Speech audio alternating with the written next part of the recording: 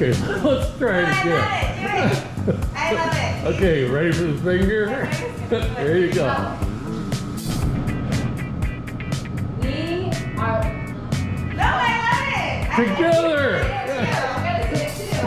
Don't you? We're just gonna keep running. Okay. We are Lost Peacock Creamery!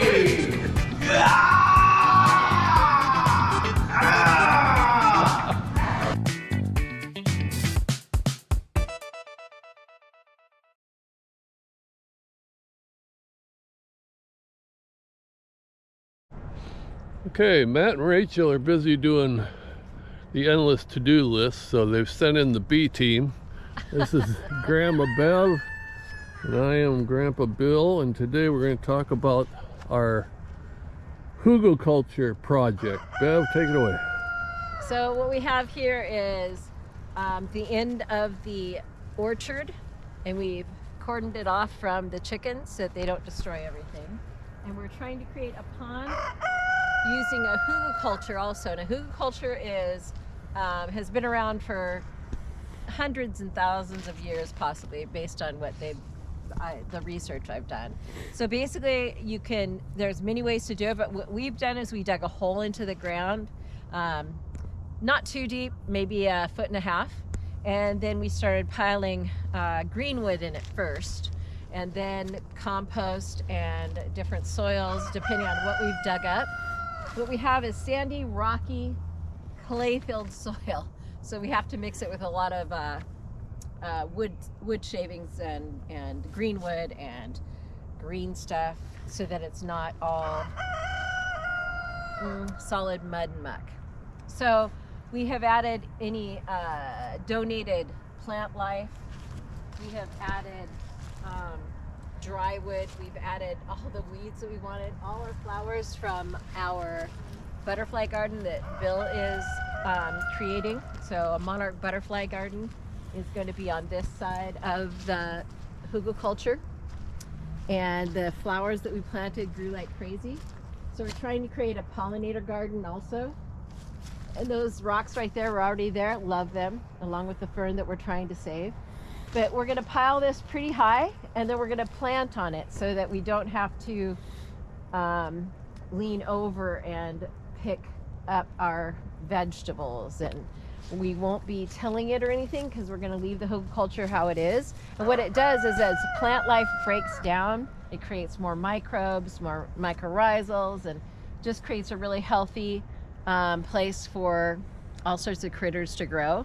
So that it creates a healthy soil, and it will break down the sand, it will break down the clay, and it'll create eventually a nice dark soil. So it's like a perpetually composting pile. So it has warmth in it. Yeah. So it extends your season, and also it's going to create a side on this hill.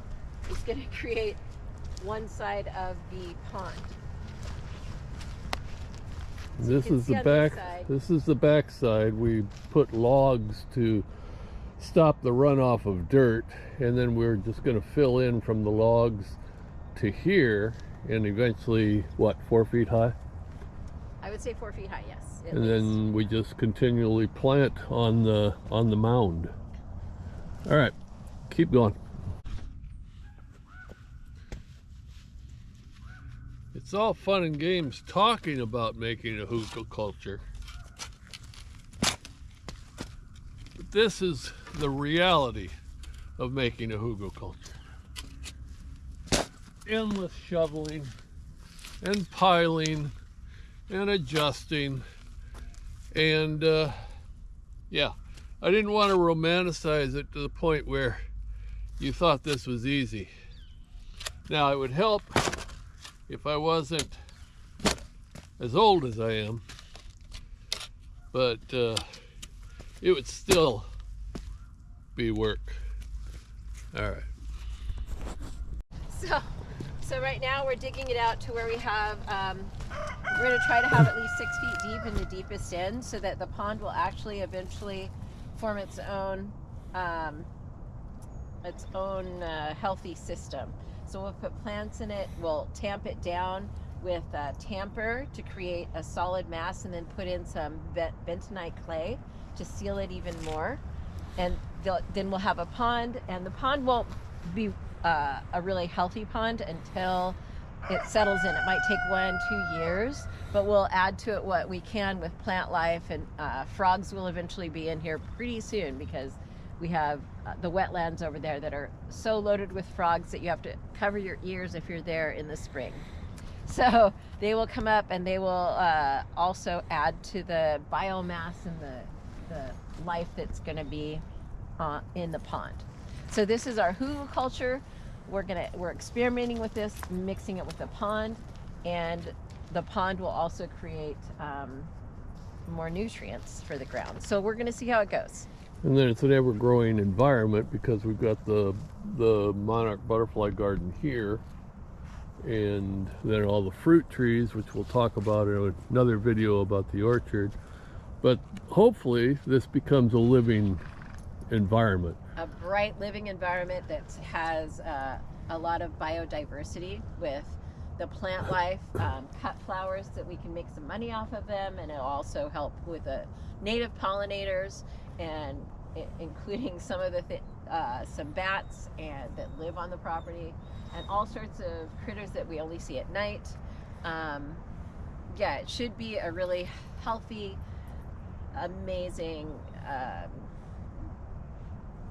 rich biome of life. Sweet. Yeah. All right. Anything else? Yeah, getting rid of all the thorns. I'm tired of thorns. We're getting rid of thorns. We're going to be growing grapes and all sorts of berries. We're going to have berries over here. We have some olive bushes that my friend gave me. We just planted 2 blueberry. Those are blueberry, right? Yes. Yep.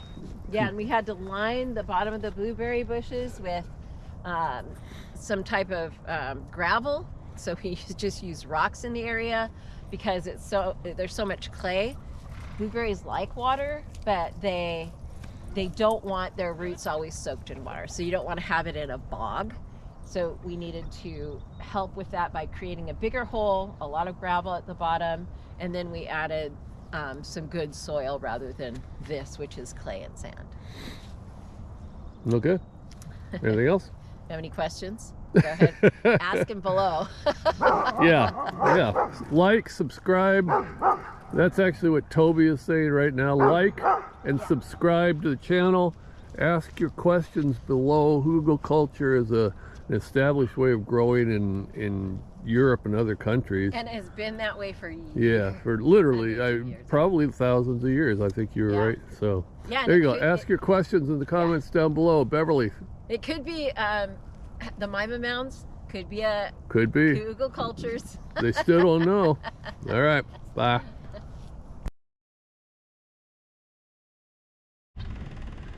So we had a week of dry weather. So let me show you where we are in the patriarch. Let me show you where we are in the Hugelkultur in the pond. I think you can see this fairly well. Maggie gets out of the picture. This is the deep end of the pond, and then it gradually, it's hard to tell depth here. Anyway, it goes up to the shallow end. And at the deepest, I don't know, water's not going to be as deep as I'd hope, but maybe 3 feet in the deep end. 4 feet. Yeah, I should probably dig that deeper, shouldn't I? Oh well, might do that. And then the Hugelkultur is the mound that you're looking at, and that'll go all around half of the pond. And you can see we've got more vegetation that we're putting in there. We'll cover that all with dirt. And eventually, when we get the Hugelkultur done, which, you know, will be by January something, then we'll plant a cover crop on that for the remainder of the winter. And that'll stabilize it and put more nutrients in it. And then we'll be able to plant in April. We'll plant whatever. That's up to Bev what we're going to plant on it. So that's the Hugelkultur. That's the, I wish you could tell, the pond. A lot of digging, but we're in we're in the home stretch now. I feel pretty good about it. And then that cleared area there is where the butterfly garden was this year, and then we're going to extend it to that area that's covered right there. And it's covered because we've got a couple milkweed plants in there, and we've seeded it already, I believe. So looking good, looking good.